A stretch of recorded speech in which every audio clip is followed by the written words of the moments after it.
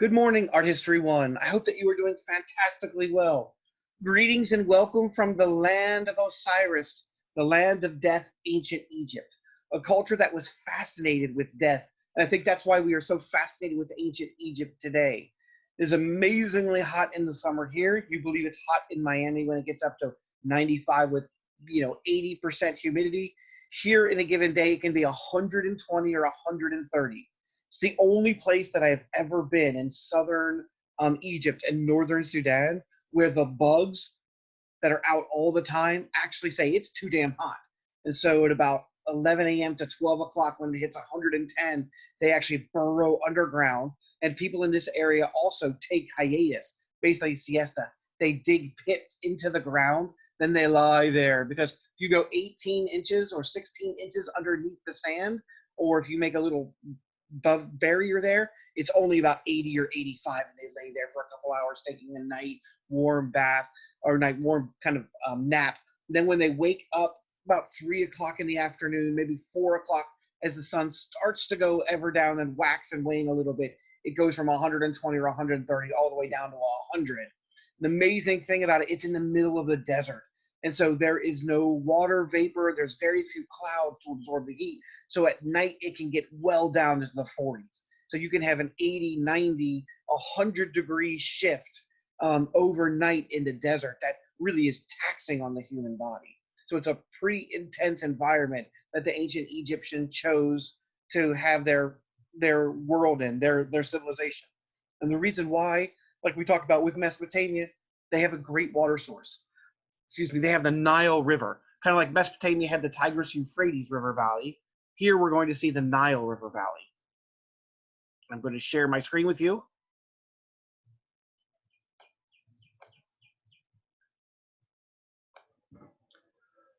One of the amazing things about Egyptian art, let me drop here so you can see the artwork itself. One of the amazing things about Egyptian art is that it lasts so long, very similar to the Mesopotamian civilization.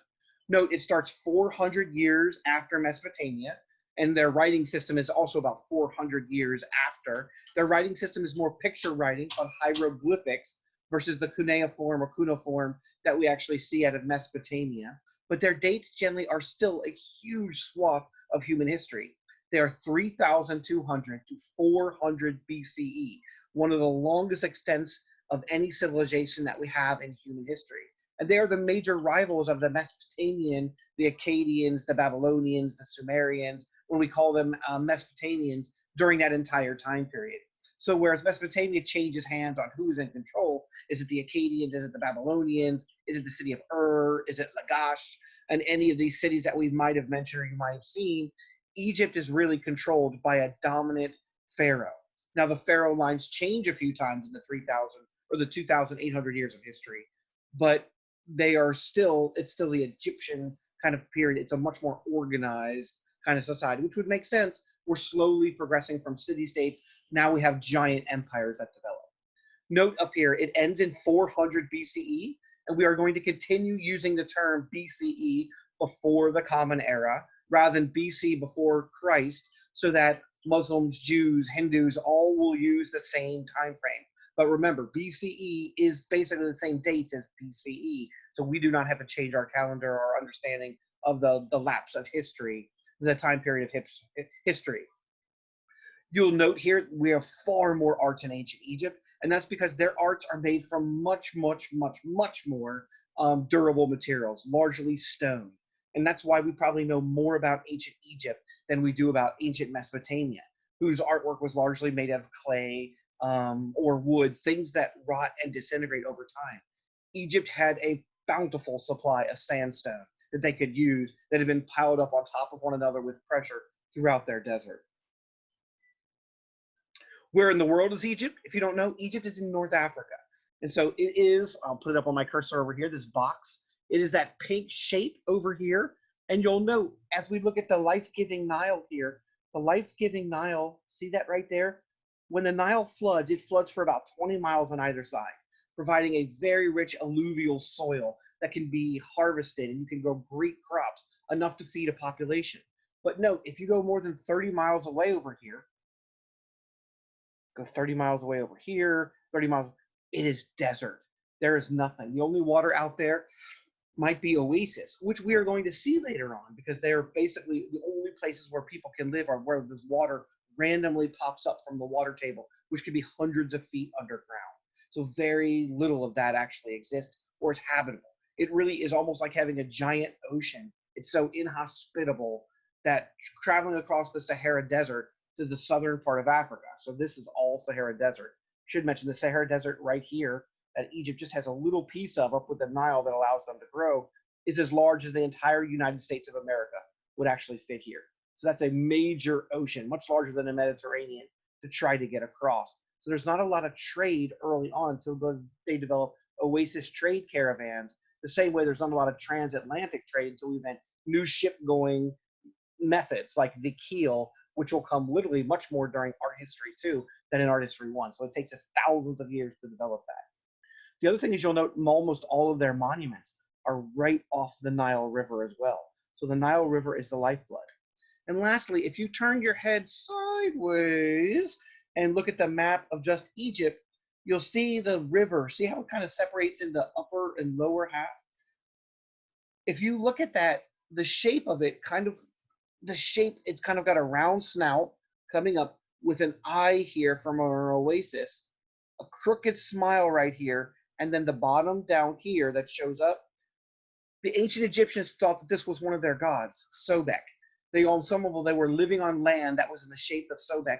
That is their crocodile. And so it's called the Crocodile River, not just for the crocodiles in it, because the way that it actually bends and moves.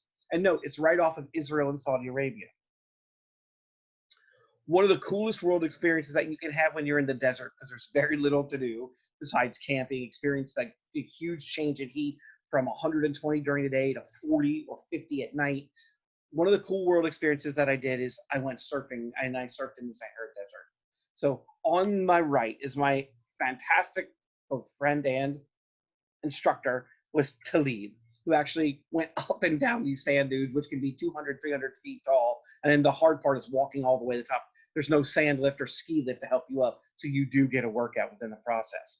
I didn't have to worry much about the workout because I kept falling down, as you can see in the left. So I didn't have to go up 200, 300 foot. I had to go up maybe 50 or 60 feet, maybe 100 feet if I got lucky. I never even made it to the bottom. It's pretty intense because you really do have to rock your weight back so you don't sink into the sand and spill out. It's much more complicated than it is to go snow skiing. If you've ever even done that from Miami, that might be unlikely as well. One of the things that shows up for Egyptian art is that we got to know, what do you know? So already know, what do you want to learn, and what will you learn? One of the interesting things about Egypt is we already know a ton about ancient Egypt. Question is, what we know accurate? Probably most of you have seen the Brendan Fraser movie about the mummy. The Bengals have a song called Walk Like an Egyptian that actually talks about how the Egyptians walk with these weird kind of composite poses that show up that I'll show you here in a moment. And so we actually have a pretty good semblance of what Egyptian culture, at least visually, looks like. We make a fair number of references to it. And so let me share my screen. Stop the share. And if I share my screen with a different thing here, I want to play for you a couple minutes of the Walk Like Egyptian video. There we go.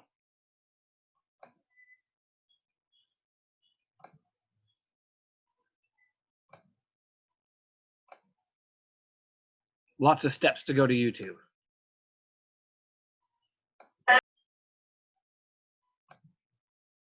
And I will actually go back to our PowerPoint where we continue on. But it's so common within Egyptian civilization for what we know because we see it all the time. It'll load up there. We see it all the time, whether that's in movies, TV shows, advertisements. It is one of the most common aspects. And the question we have to ask is why? Think twofold. Number one, it is our first great civilization because everything is made of stone that we know something about. I mean, the pyramids are just one of the 7 wonders of the world. They are absolutely stunning and spectacular when you happen to be here. So that would be one. The other thing, the Egyptians have such a fascination with death. That really does actually start our fascination with death even to the modern day world. Think about all the horror films that we watch which is pitted someone literally trying to survive serial killer, zombie apocalypse, the idea of outbreak or coronavirus right now, trying to survive in, social distancing so we don't make other people sick, particularly those people that are immunocompromised or elderly that we could kill. There is this fascination because it's the great unknown in human life. We've explored the seas. We're planning a trip to actually go to Mars. We've been to the moon. We have satellites all over the solar system and supposedly leaving the outer bands of the solar system. We're starting to explore everywhere. We're looking at the tiny microcosmic. The thing we can't understand is death. No one's ever come back from the dead as far as we know, to be able to tell us what death is like. The closest we have is in some religions like Jesus re-arose after 3 days, or Horus re-arose after 3 days, was resurrected. So why do we care about ancient Egypt? Because basically ancient Egypt, as we'll see from the artwork and from many of their concepts, if you add death in, it's basically Mesopotamia 2.0. It's the upgraded version of Mesopotamia just in stone. And so the huge change that's going to happen is that we are going to spend some time on this, is that their reward is going to show up for the afterlife for the punishment. Remember, ancient Mesopotamian world, their afterlife that we saw from the Epic of Gilgamesh, it's punishment. It's dark. It's very difficult, and everyone goes there. A serial killer and a very good person that gives all their money away to the poor, they both go to the same place. The Egyptians start philosophically having a conversation saying, that's not right. Why would anyone behave? There's something about being moral that should lead to a moral life, which is going to lead us later to Christian heaven, the biblical kind of interpretation. We're going to see paradise in of the Quran and of Muslim world. We're going to see rebirth within Hinduism developing. So this cultural aspect is going to have a huge ramification in the world's cultures on how we behave in an everyday format. The other big change they're going to have is papyrus. Papyrus is just better. And here's where I want to do a quick shout out. We often make the conversation that, oh, no culture or civilization is better than another's. Well, let's be honest. That is actually false. When we make those assumptions, it's just incorrect. The United States of America is a better culture than Nazi Germany. There's no two ways about it in any kind of aspect that you want to look at, right? While there are problems, African Americans, Latinos are not treated the same way by our justice system. We have unfair economic system. There are major problems that happen to be out there, but we are not literally trying to do a genocide on a particular part of the population to wipe them out because we think of them as pigs or as lesser. The same is true as we think about papyrus. We often say, oh, cultures and their inventions, they're not. Papyrus is better. Do you know how I know? Papyrus leads us to paper, and every culture around the world uses paper. It's a better invention.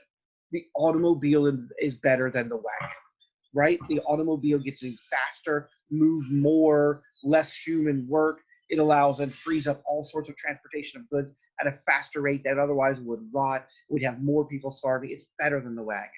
And the Egyptians invent papyrus. To show you this, imagine you go to the library. You want to check out a book, and you give them your lovely library card. Let's say it's on a stone tablet, or if you're in Mesopotamia, it's on a clay tablet. I'd like to check out the Epic of Gilgamesh. And the librarian hands you 700 pounds of clay tablets and says, here you go, your Epic of Gilgamesh. The odds of you actually taking that out and reading it are slim to none. And so papyrus, here's 3 papyrus scrolls, go read it. And you're able to read it and bring it back. So it's just a better invention. We have the ox plow and the sickle, both which are going to speed up agriculture. So Egyptian agriculture, much more important because they have less arable land than the Mesopotamians. They're going to invent the first police force. That first police force, rather than using dogs to help hunt down and track down individuals, they're going to use trained baboons. They're going to invent surgery. They're also going to invent cosmetics. One of the challenges that shows up then, and I'm not going to come down one way or the other, because there is evidence on both sides of the argument, depending upon who wants to make the argument. There's not a lot of historical truth. It's mostly mythological truth that we actually can't prove so far. So controversy is challenging Jesus. Is Jesus secretly based upon an Egyptian god, the Egyptian god of Horus, or an earlier god that would show up? If you look, you'll notice the story written down was about 2,000 years ago, before Horus 5,000 years ago. They were born in the year of the Virgin Mary, born in the year of another female power of Isis. Birthday is honored near December 25th. birthday is on December 25th for Horus. It is the one thing is that is probably the reason we celebrate Christmas on December 25th. For everything that we know from, if we actually realign the calendars, Jesus was probably born in late March or early April. So if it is that time of year and you're watching this video, happy Christmas early on. He was taken to Egypt to escape the wrath of Nero, taken to Egypt to escape the wrath of Typhon. And so we have all sorts of similarities that show up. And so within this video, you can actually see the similarities. And so what we're wondering is, some of the stories of Jesus, are they mapped on from earlier gods within the process? Now, this is not making the claim that Jesus is not a real historical figure. It's also not making the claim that Jesus is the Son of God and actually the Messiah, the Savior. That is up for each of your own religious interpretations to determine whether you're a Christian, Muslim, Jew, atheist, Hindu. That is up for your own belief system to show up. But what we want to do is actually think about the historical ramifications.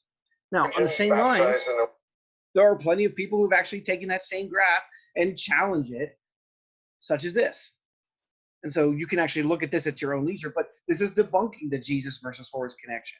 It is very similar, though, that on some level, even if Jesus is a real individual and is the Son of God, doesn't mean that all the stories told. Remember, we're going to learn later on, the Bible was invention.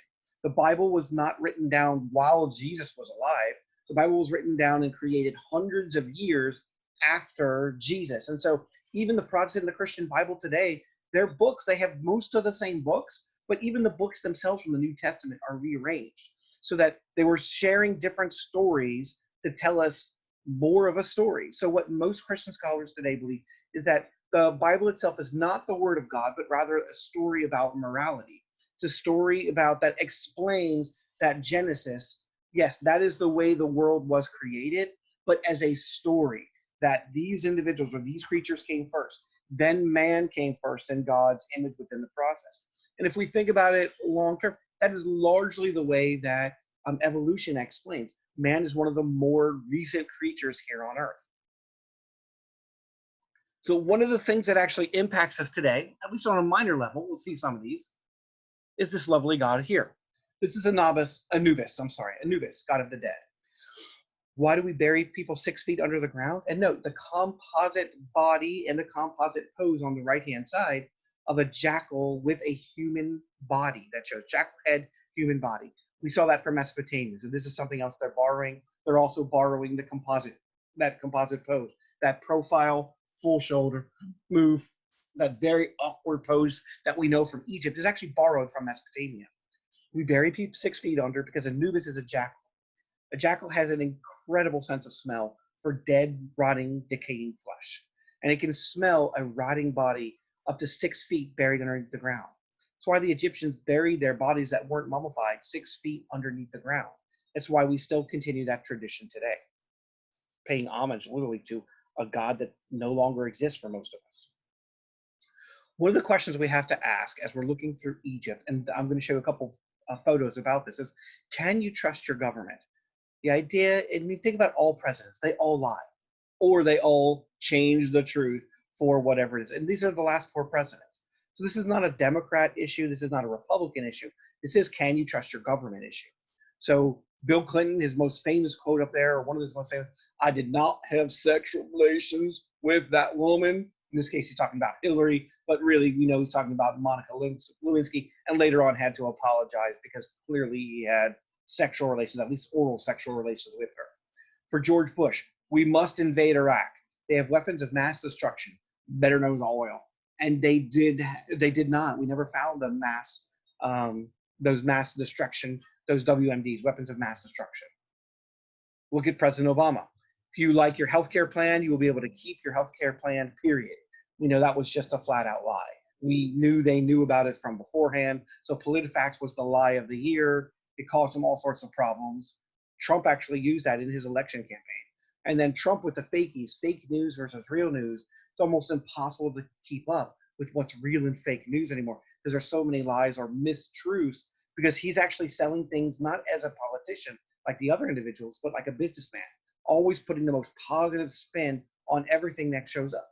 Now, is that actually lying or bending the truth? That's up to you to decide. But This man is currently the president of the United States.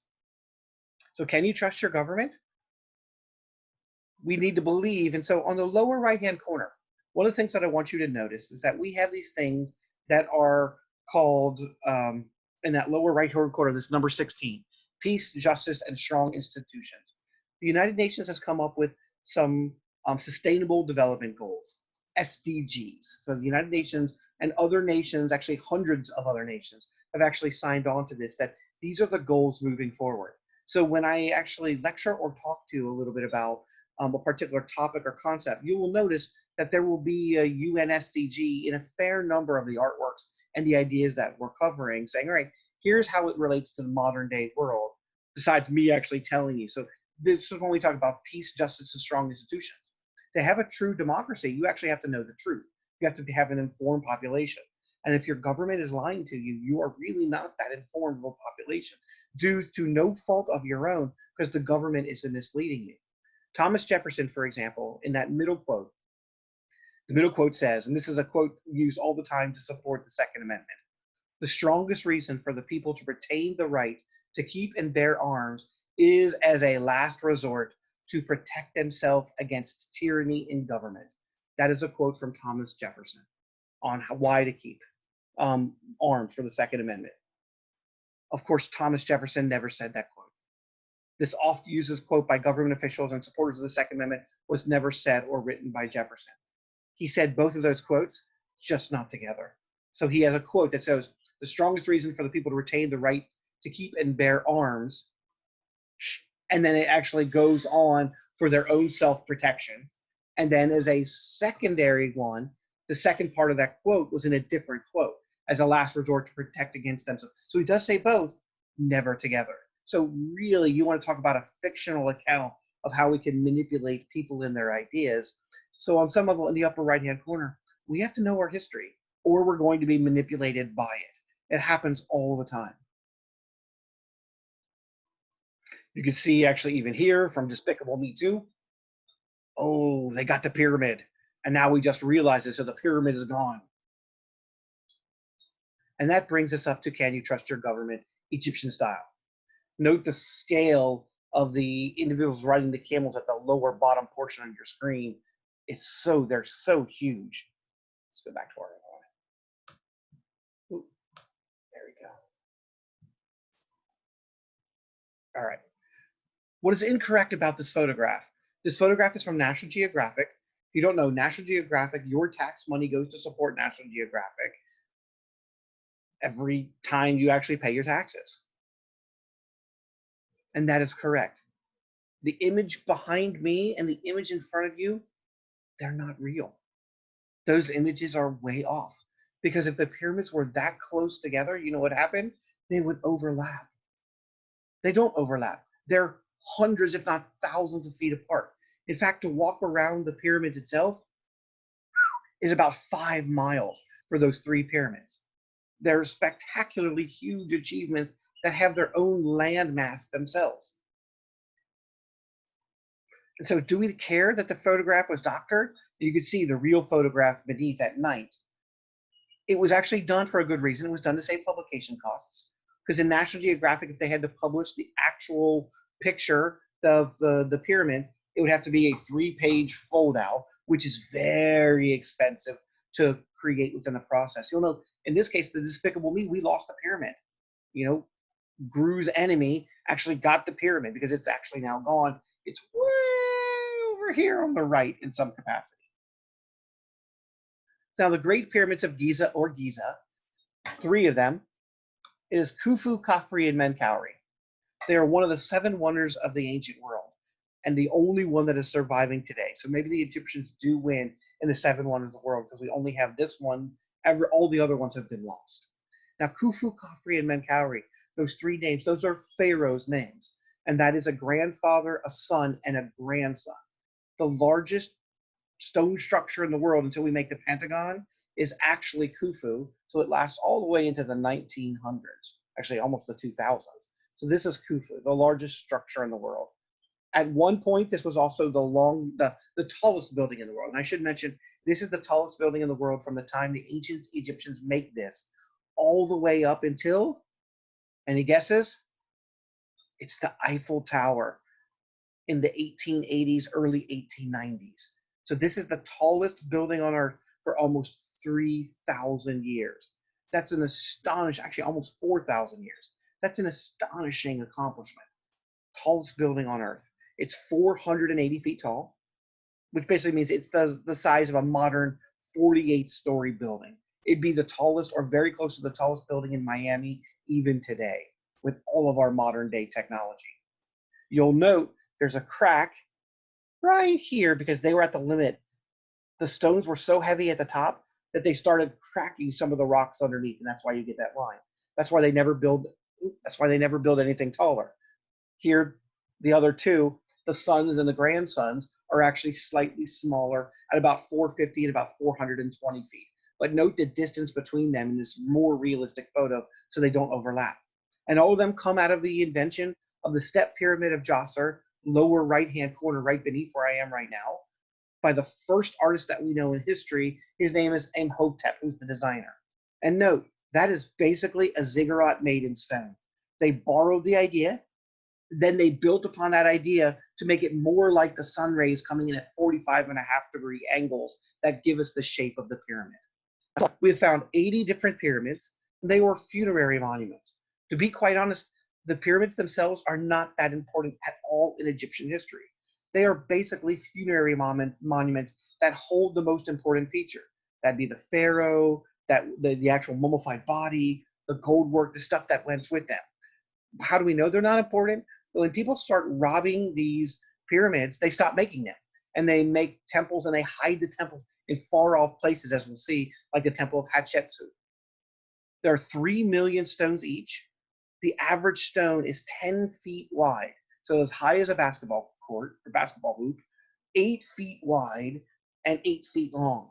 It takes 30 years to make each one, so they're going up like this. There's often 2 or 3 being worked on at the same time because life expectancy is not that long.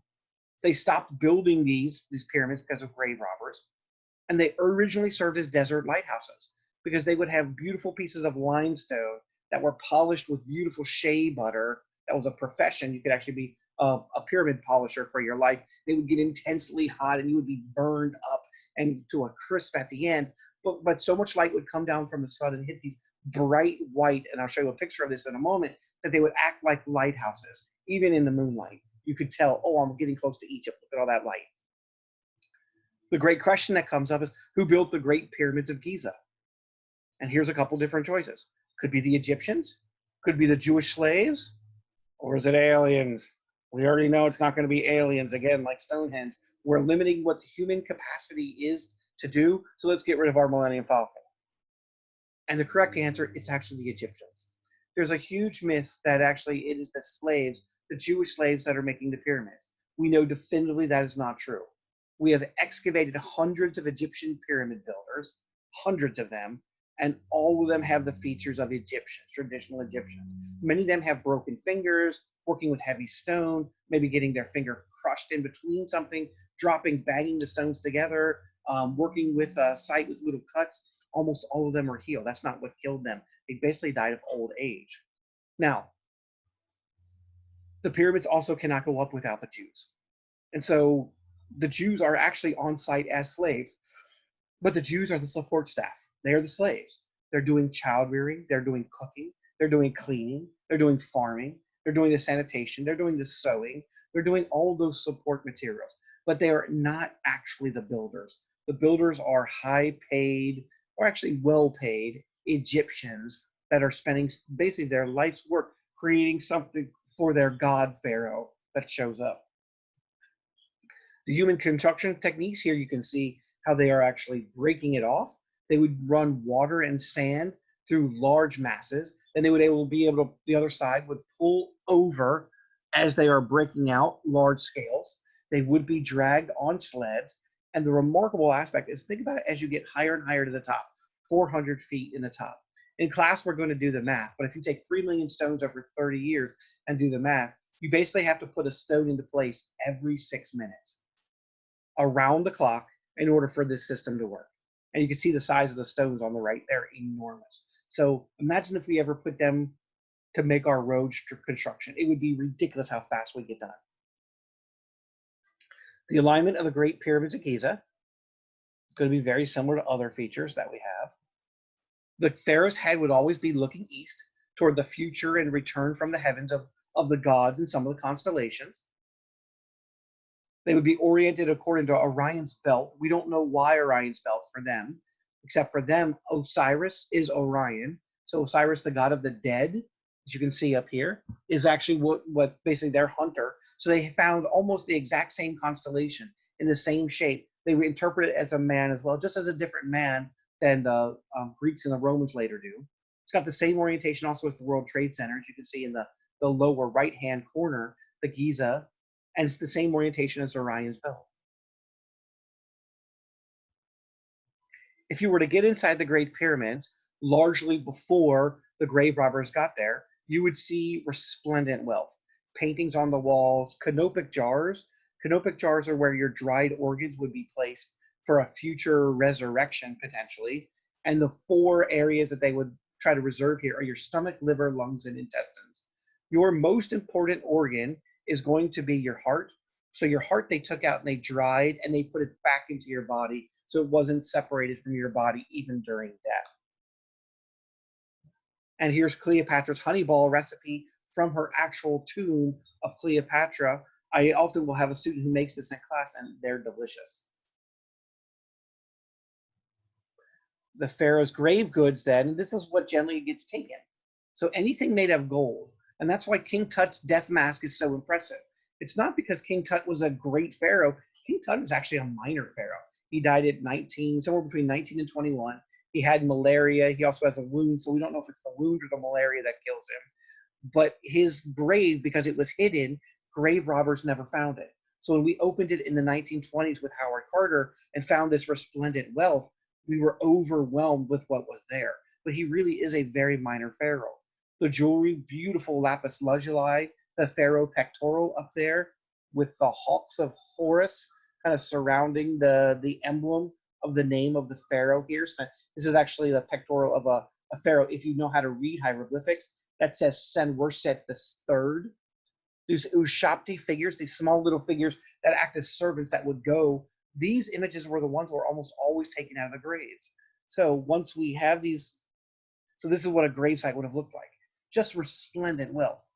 Anything that could be carried, including the mummy, was carried out. Grave robbers actually came in and started ripping things off, particularly that were non-Egyptians, or if they were Egyptians, they didn't believe in the various curses that were laid down from the gods. And so that's why they started hiding pharaohs that we were actually still finding temples today. Sounds weird, but about every 4 or 5 years, we find a new pharaoh temple because they're hidden all over Egypt. So one of the most famous ones we've recently found by one of the most famous pharaohs, now that we know more about her, and yes, females could be pharaohs as well, is Hatshepsut. So this is her temple hidden in the Valley of Kings because she was a king. She faced the sexist challenge of being a king rather than being in the Valley of Queens, which is for the marriage partners. So for those of you who don't know anything about Hatshepsut, one of the most powerful rulers in Egyptian history, here's a video for us.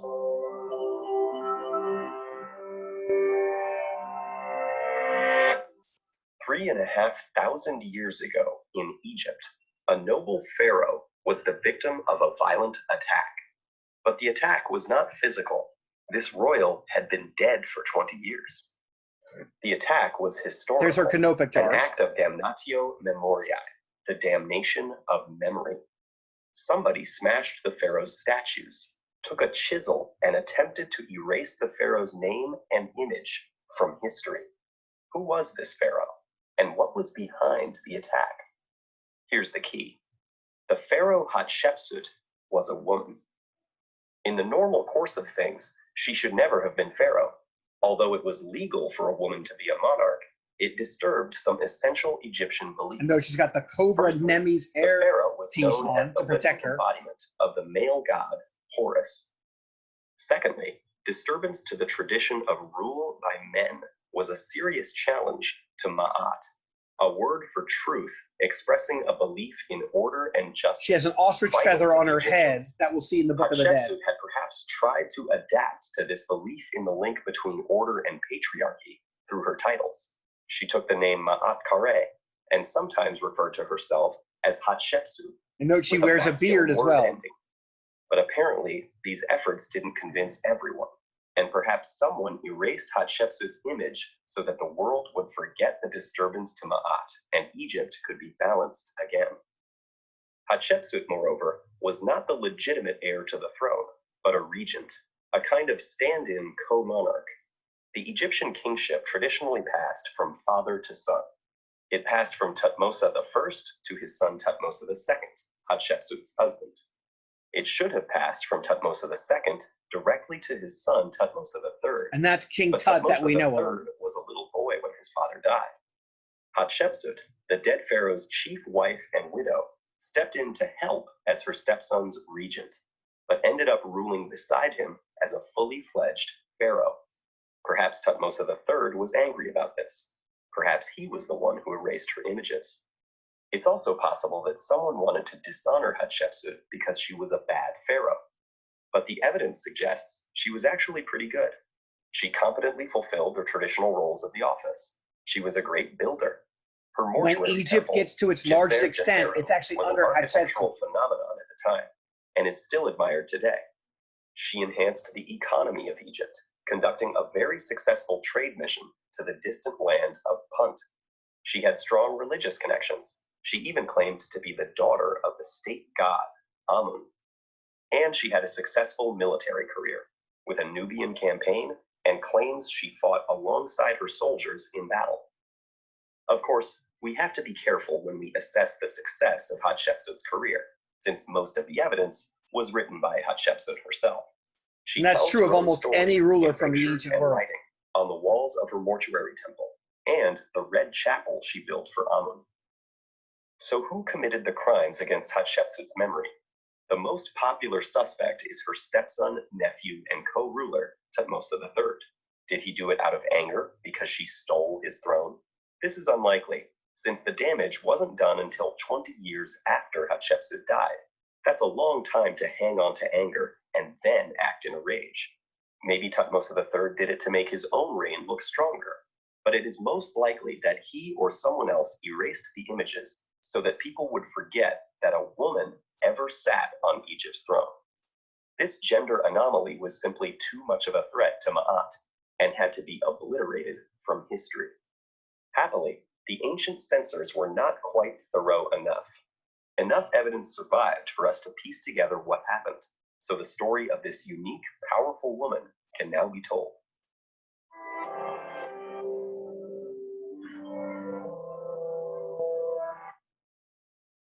And so as you go into these curses after looking at Hatshepsut, are the Egyptian mummies cursed?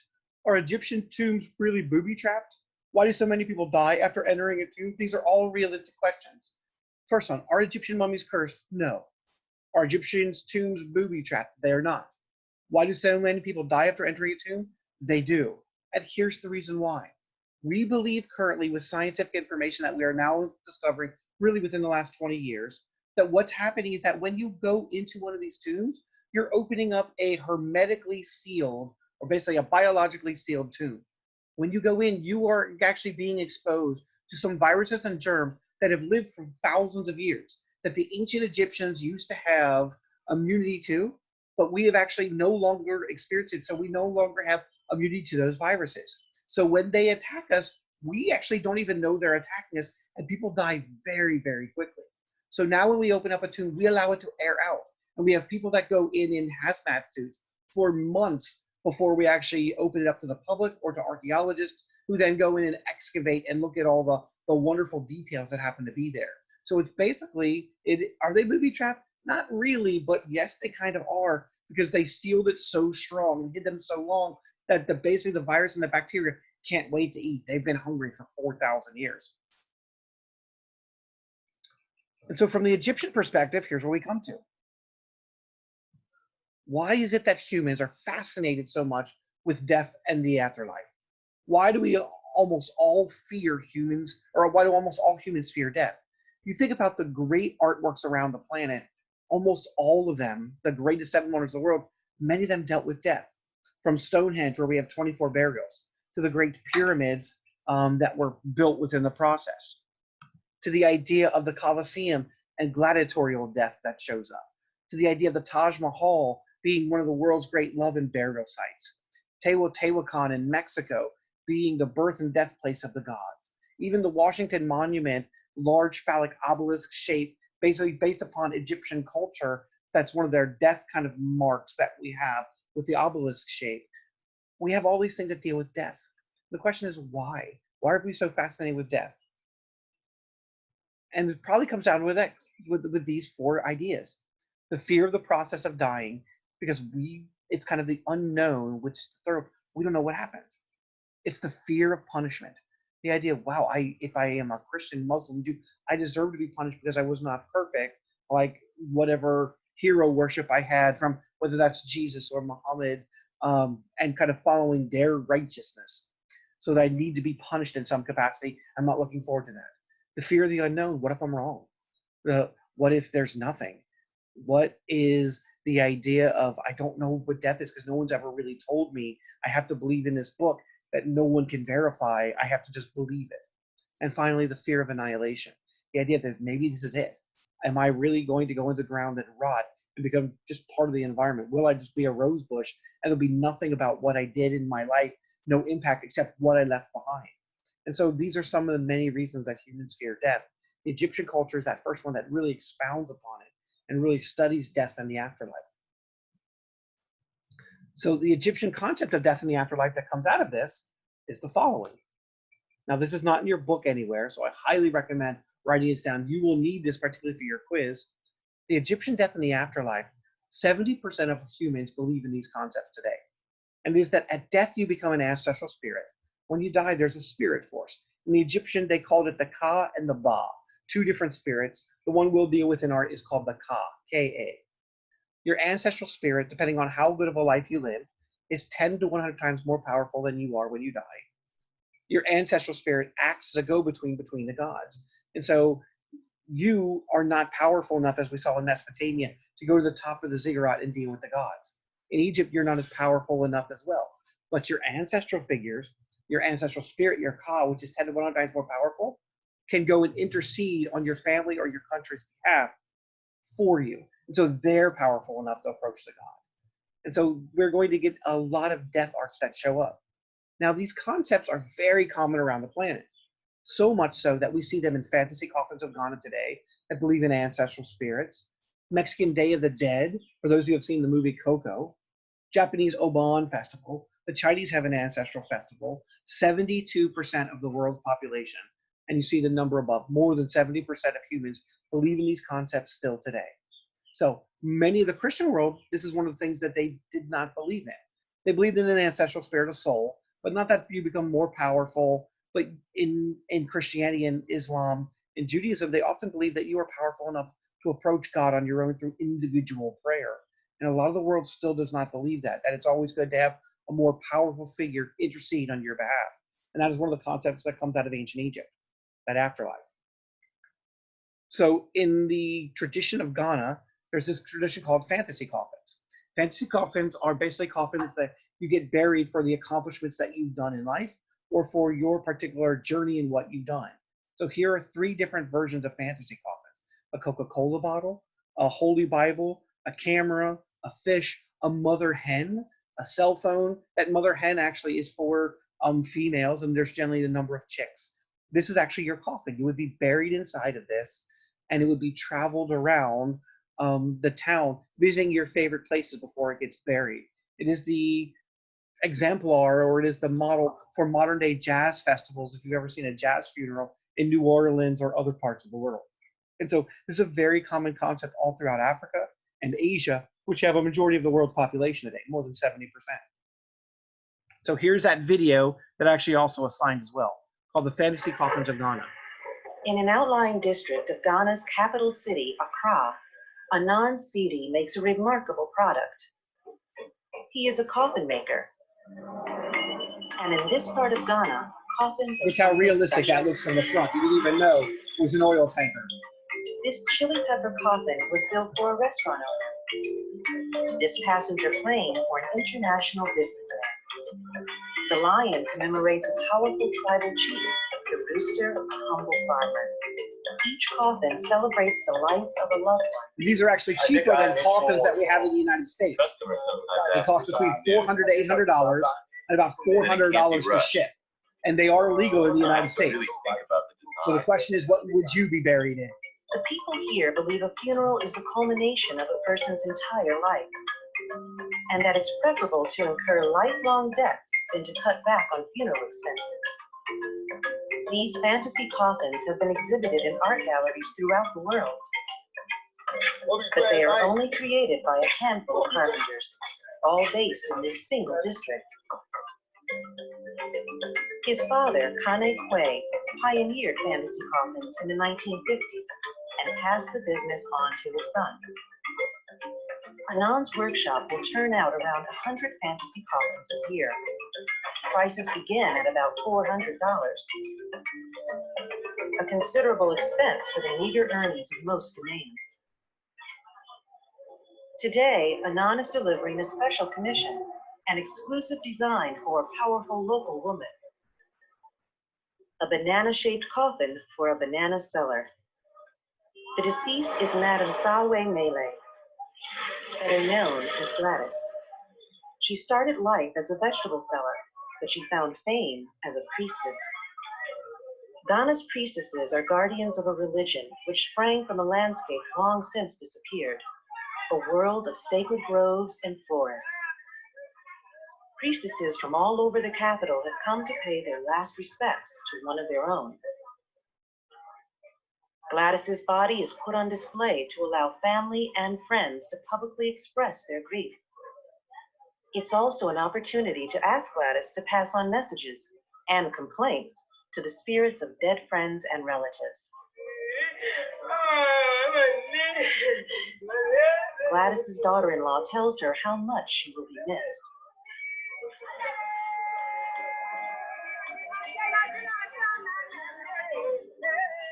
Going without food or water for the duration of the ceremony, the priestesses dance themselves into a trance, occasionally becoming possessed by spirits from another world. Those spirits are often ancestral spirits from their own family. Led by Gladys's sons, the coffin makes its way toward her final resting place, a fitting tribute to a remarkable life.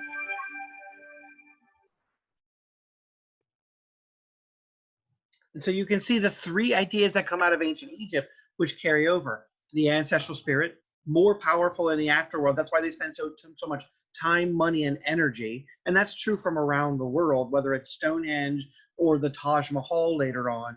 And that you act as an intercessor between your family and the gods that show up.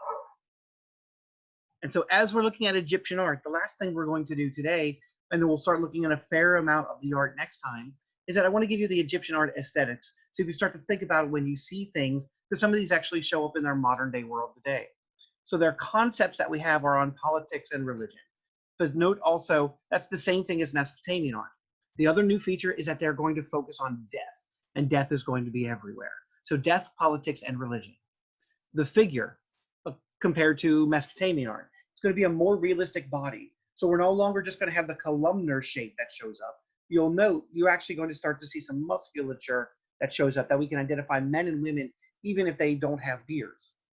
In low relief, they're going to have that exact same composite pose that we saw before, the profile head, the full frontal torso, the hands and everything off to the side. Men are still going to have beards almost always. And note, even in the video of Hatshepsut, when she assumed a male role, they put a beard on her as well. They're going to have wide open, large eyes, but no, they're not going to be as large as Mesopotamia, which are kind of like anime, ridiculous eyes. They're going to be more normal size, but still larger and open, always telling the truth. They're going to have hierarchical scale. It's only going to be for the gods. People are going to be on normal size, so you're going to be the same size as the Pharaoh. The gods are going to be hybrids of animals and humans, just like Mesopotamia. And we're going to add a different color to get a little bit more gender dynamic that showed up as well. So men are going to show up as red, women are going to show up as yellow. That is their stereotype color for each gender. Just like in the modern day world, we have blue for men and pink for girls. Theirs are going to be red and yellow. And we'll talk about why that is in the next time that I see you. So if there's no other questions, we're going to leave Egypt for today. We'll pick it up the next time that I see you. Have a lovely trip. Have a lovely experience, and I hope everything is well for you. Goodbye.